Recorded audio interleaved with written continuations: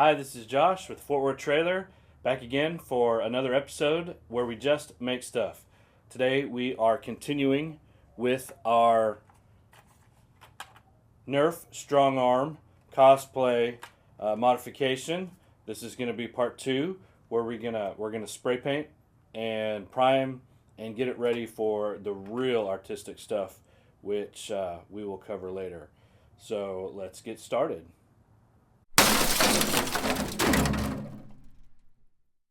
In our last episode, we primed, or we took it apart. We removed all of the pieces that individually need to be painted. We put it back together. We scuffed it up with sandpaper, and we wiped it down to make sure that there's not any dust on here. So today we're going to start with primer, and then we're going to add a base coat. And before we get started, we're going to put our gloves on, like we always do.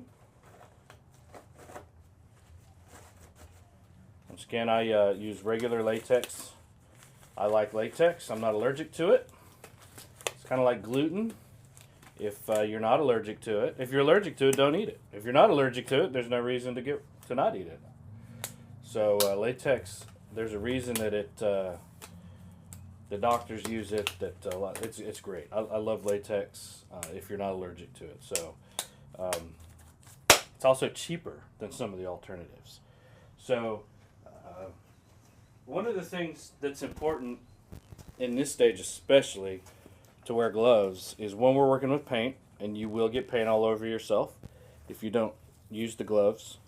And secondly, you're going to get fingerprints. And from this stage on, you really don't want any of your oils from your fingers on the gun. Or anything that you're doing. So when I take this, if I'm handling this without the gloves, it's going to get oils on, the paint's not going to stick right. After this, when I'm starting to apply some of the color, you're going to get that on your fingers, and it's easy to take your glove off, put a new glove on, than it is to wash. You do not want gold and silver fingerprints all over your gun, because you can't get them off at that point. So gloves are at this point pretty necessary for this step. So we're gonna hang this up. I always hang. I've seen some people put this stuff on sticks and paint it, but any way you can get it so that you can get to all sides. We're gonna remove our sample here and put it where it's safe so that it won't get any blowback. Let's see. Or overspray, I should say. And remember that wherever you hang this, the hook is going to block some of the gun for when you're spraying. So like if I were to hook it right here, that's an easy place to hook it, but then there's going to be a blockage. The paint's not going to be able to get under the hook. So it's hard on some of these. I always am looking for a spot that nobody's going to see because it's going to be covered up. And on this one, there's a good hook right here. I know that's going to be covered up. You can hook it up through the back here. Just remember that this is kind of, in my case, it's right at head height, slightly above. I'm going to have to get above it to spray down so that I get everything. And I'm also going to have to get under it to spray up to get all of the sides, the different sides. So, whether it's better to hang it like that or like that, I don't know. You have to play around with it. That's personal. But just hang it in a way that wherever your hook hangs isn't going to be visible, because it will leave a mark in the paint. So, we're going to start with a premium primer. Now, these come in different colors. And if you know that you're going to be doing gray, or black, whatever color, you can get a color that matches the base coat a little bit better. I just like gray because then I can buy it in bulk and I can use the same can on multiple projects. The important thing is to buy the professional grade. Now this I did get at just a big box store. It's a common brand, and it is I don't think it's any special. There's probably way better people probably screaming at me, oh, don't ever do that, go to the paint stores. You can order this, but either way, just buy the professional grade. You get more in a can, for one, and it just works so much better. One of the big differences is the cap. Now this comes with this cap, but you can actually order these caps with different different spray patterns and put them on, and they're interchangeable.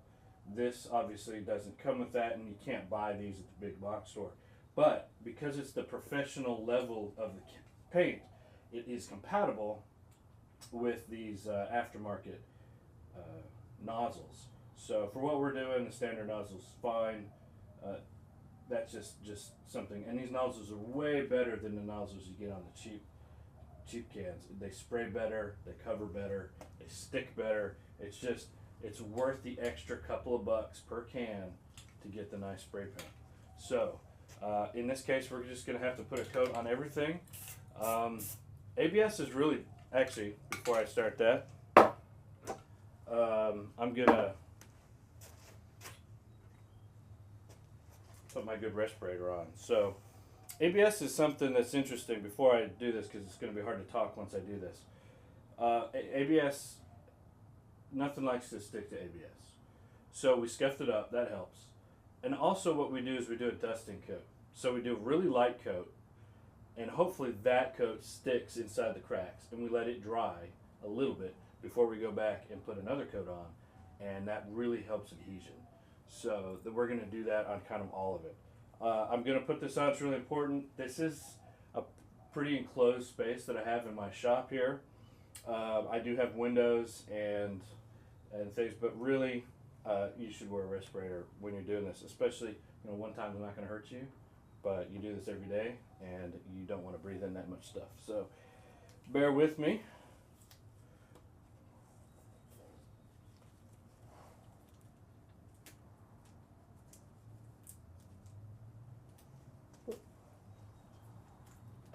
There we go. So, I don't know how well you can hear me with the respirator on. But we're going to do our dusting cut. And it's nice that I can spin this around. I can walk around it. Make sure you get the top, make sure you get the bottom. And not just the bottom, but all of the downward facing surfaces as you go up. Same thing, top, insides. So that's pretty good for dusting. Not too much. And we're going to paint everything. At this point, I have gloves on, so the hard thing is to get all the angles. So this dusting will come back. Now these are the interesting, so I usually just set them down here.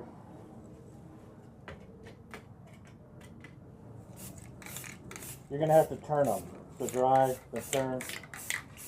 Gray on gray is real easy. It's actually kind of hard to see. The back of this is visible, and the front. So on this particular piece I'm going to have to do both sides. Alright. This front piece has a lot of crevices and cracks. So I'm going to have to go over it several times. And this is perfectly round, and those things are kind of hard to get right. Also, it has this piece, this pivot piece, that isn't removable. And so I can't get under it when I spray. So I'm going to have to rotate and I'm going to have to spin that around.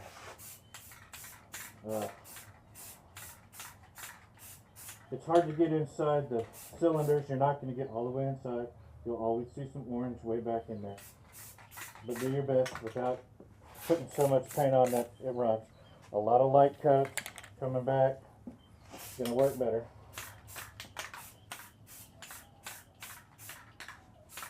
So,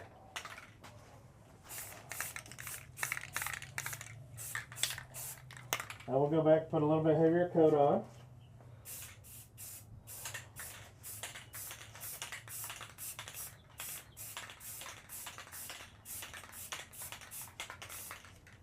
Oh, and if you're wondering, I pre-mixed this before I started to save time and make sure that your paint is way mixed.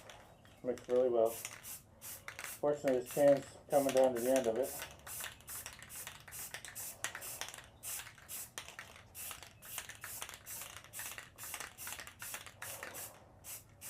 Make sure that there's nothing around here that you're going to ruin. Now, doing this inside is like your house is not a good idea. There's a ton of overspray. And this will dry in the air, and then when it falls on the ground, it's just dust. But especially the colors, the black. Wow. It'll be, everything's coated with a coating of black dust that stains. So it's important to get, get down here and see if there's anything I missed. Like the very bottom, yeah. Inside there.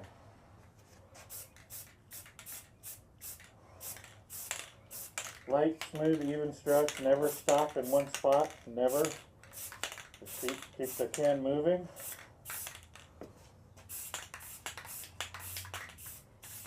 You'll be surprised, this actually puts quite a thick layer of paint down. And one of the reasons to use the professional is it doesn't run. It's great. So you'd be surprised how thick of a layer you can put down. And it never runs. Some trouble spots are in here, up under there, obviously inside here. Because you end up putting too much on the outside and not enough on the inside. And then these little creases under the rails. That's hard to get in. We don't have to worry too much about it. The black is what is going to be tough to get into there. So as a good even coat all the way around. This part of the trigger isn't going to be seen by anybody, so it's not that important. But down here, it's real important to get the whole trigger. All these little crevices, every side. Top, bottom, side. There we go. Now, it's quite warm in here, so this is going to dry really fast, but you want to make sure that it is completely dry before you lay any painted surface down back on the thing. I can twist these around, but I'm not going to flip them over yet because it's not dry enough. Here's another thing about gloves. The gloves won't stick to the paint, but your fingers will. So obviously if it's wet, you're going to smudge it, even with gloves. But once it gets a little bit tacky, the latex doesn't stick to it. So I can actually handle this earlier if I have gloves on than I would if I didn't have any gloves on. So that is an interesting kind of side effect, I guess you could say, or advantage of wearing gloves. So I'm going to rotate that so I can get to the other side. It's not dry enough. It's sticking. So spin that around, flip that over. That's not a big deal. I'm just painting this side right here, so it's not a huge deal. Let's get what I can.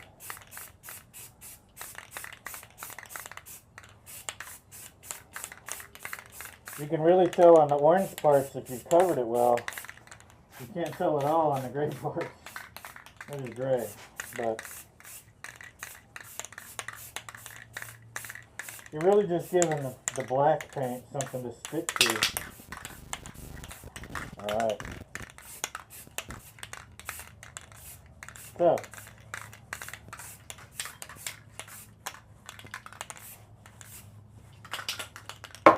So when I'm, alright. Hear me.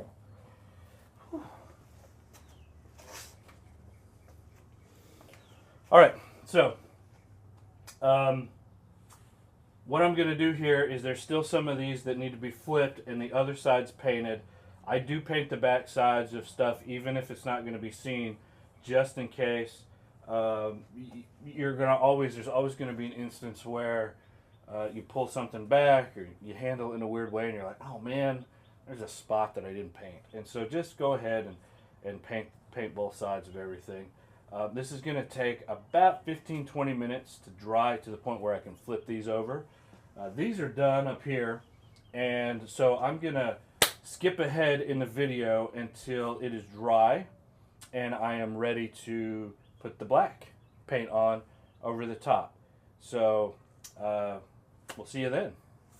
Okay, so I'm back and we are ready to paint the black. This is a flat black. This is also a professional quality paint. It's the same brand as a primer. That generally works out well, but it's not an absolute necessity. But we're gonna do the black. The gray is all nice and dry, and we're ready to go. So put on our rubber gloves. I buy boxes of rubber gloves from Amazon. It's cheapest. When I get low, I just order new. I do go through quite a bit of gloves. I can wear 2 or 3 pair a day easy when I'm working out here, as I change colors and, you know, go inside, take a pair off. You can't put the same pair back on twice, unfortunately. So you do use them. But you know, shake this up. And I'm going to put my respirator on. And I'm going to put the black on. And I will see you on the other side.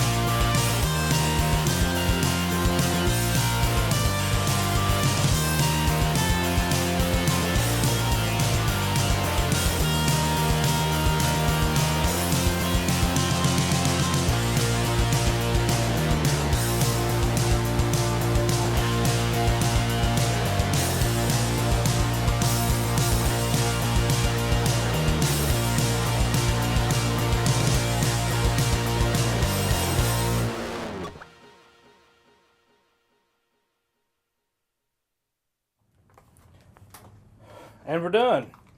So there you go. That's the primer, black paint. Let it sit here to dry. If you have time, dry overnight. This paint takes about 7 days to cure. Totally, it's dry within just a few minutes, but you risk it's still real soft. So if you have time, let it dry as long as you can. And next time is when the real fun starts. So until then, thanks for watching. Subscribe to our channel. Follow us on Facebook. Don't forget you can buy this on my Etsy shop. The link's below. And we'll see you next time. Bye.